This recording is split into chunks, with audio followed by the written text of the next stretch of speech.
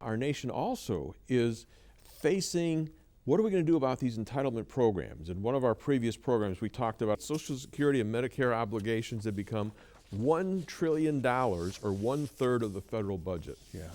I remember, I think in the book there's a picture of an iceberg, and the iceberg shows the visible debt of 14 or 12 or whatever it is now, and then underneath that are all of the invisible entitlement programs like Social Security, Medicare, and the 3 systems of Medicare, and it totals up to somewhere in the neighborhood of $120 trillion.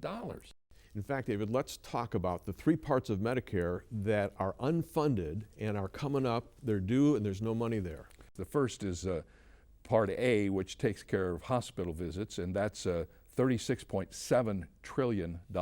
Unbelievable. The second part, Part B, is for doctors, and that's $37 trillion. And then you have to add to that the part that was voted in during George W. Bush's rule, and that is for prescriptions, and that's $15.6 trillion. Yeah, and if you add all of those up, you get to $89.3 trillion that's unfunded.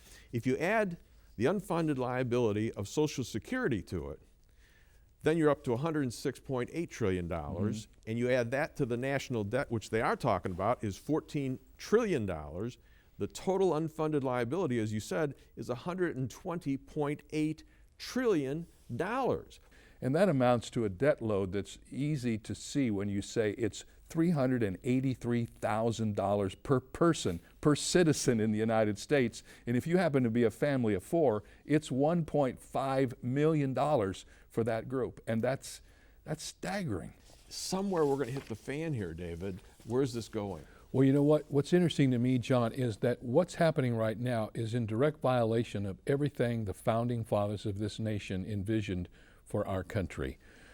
I don't think there's any doubt that we're moving away from the direction that was established early on. In fact, I read a very interesting quote from a guy by the name of David Walker, who said that in fiscal 2008, you could trace less than 40% of our federal government spending back to the responsibilities that were envisioned by our founders.